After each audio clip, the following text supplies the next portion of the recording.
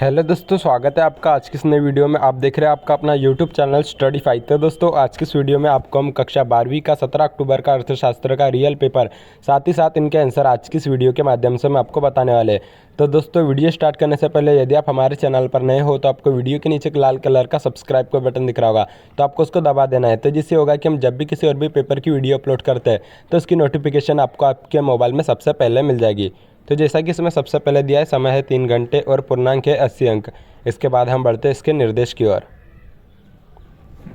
इसके बाद इसके कुछ निर्देश, जिसमें नंबर 1 के सभी प्रश्न हल करना अनिवार्य है। इसके बाद नंबर 2 प्रश्न क्रमांक 1 से 5 तक वस्तुनिष्ठ प्रश्न है, प्रत्येक में 1 अंक निर्धारित है। इसके बाद है नंबर 3 प्रश्न क्रमांक 6 से 15 तक, प्रत्येक प्रश्न 2 अंक का है, जिनकी शब्द सीमा 30 शब्द है।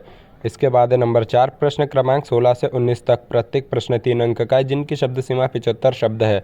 इसके बाद है नंबर 5 प्रश्न क्रमांक 20 से 23 तक, प्रत्येक प्रश्न 4 अंक का है, जिनकी शब्द सीमा 150 शब्द है। इसके बाद हम बढ़ते हैं इनके प्रश्नों की ओर। इसके बाद प्रश्न 1 सही विकल्प चुनकर लिखिए, जिसमें क उपभोग की अंतिम इकाई से प्राप्त होने वाली उपयोगिता को कहा जाता है। इसका उत्तर है सीमांत उपयोगिता। इसके बाद ख गिफिन वस्तुएं किस प्रकार की होती है। इसका उत्तर है सामान्य। यदि दोस्तों आपको इसके अलावा किसी और भी पेपर की वीडियो देखनी तो वीडियो के नीचे एक लाल कलर का सब्सक्राइब का बटन दिख रहा होगा, तो आपको उसको दबा देना है। तो जिससे होगा कि हम जब भी किसी और भी पेपर की वीडियो अपलोड करते हैं तो उसकी नोटिफिकेशन आपको आपके मोबाइल में सबसे पहले मिल जाएगी। इसके बाद हम बढ़ते हैं इसके अगले प्रश्न की ओर। इसके बाद एक ग उपयोगिता क्रमवाचक सिद्धांत किसने प्रस्तुत किया। इसका उत्तर है हिग्स तथा एलन ने। इसके बाद एक घ प्रतिफल के नियम है। इसका आंसर है 3। इसके बाद हम बढ़ते हैं अगले प्रश्न की ओर। इसके बाद च वस्तु के मूल्य को प्रभावित करती है। इसका उत्तर है दोनों। इसके बाद छ निम्न में मध्यवर्ती वस्तु है। इसका उत्तर है लकड़ी। इसके बाद हम बढ़ते हैं अगले प्रश्न की ओर। इसके बाद प्रश्न 2 रिक्त स्थानों का भरिए, जिसमें क का आंसर आ जाएगा साइमन कुजनेट्स। इसके बाद ख इसका आंसर आ जाएगा 1994। इसके बाद ग इसका आंसर है यहाँ पे आपको दे दिया गया है। इसके बाद घ इसका आंसर आ जाएगा लोन। इसके बाद च उपभोक्ता वस्तुएं रिक्त स्थान उत्पाद होती है। इसका आंसर है प्राथमिक। इसके बाद छ औसत आगम को रिक्त स्थान भी कहा जाता है। इसका आंसर है कुल आय। इसके बाद हम बढ़ते हैं अगले प्रश्न की ओर। इसके बाद प्रश्न 3 सही जोड़ी बनाई है। तो दोस्तों, आपको ये सही जोड़ियों के आंसर इनके सामने दे दिए गए, तो आप इनको वीडियो को रोककर नोट कर लीजिए। इसके बाद हम बढ़ते हैं अगले प्रश्न की ओर।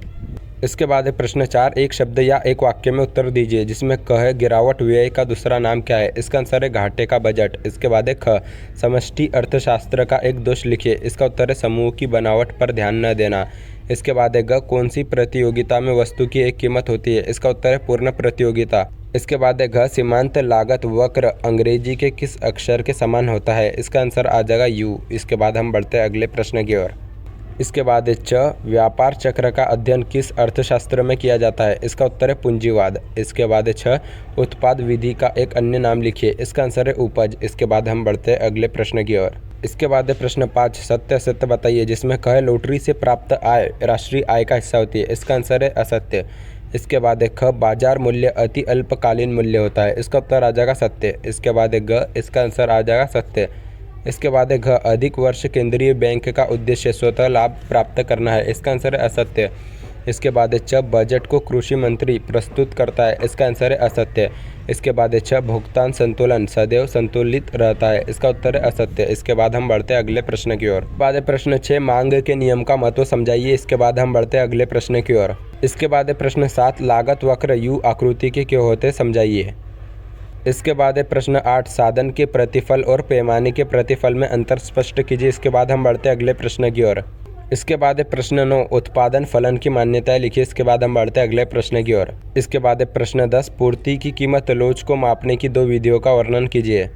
इसके बाद प्रश्न 11 राष्ट्रीय आय के महत्व को लिखिए। इसके बाद प्रश्न 12 आय विधि का प्रयोग करते समय क्या क्या सावधानियां रखनी चाहिए, कोई 3 लिखिए। इसके बाद प्रश्न 13 भारतीय रिजर्व बैंक की स्थापना के उद्देश्य लिखिए। इसके बाद हम बढ़ते अगले प्रश्न की ओर।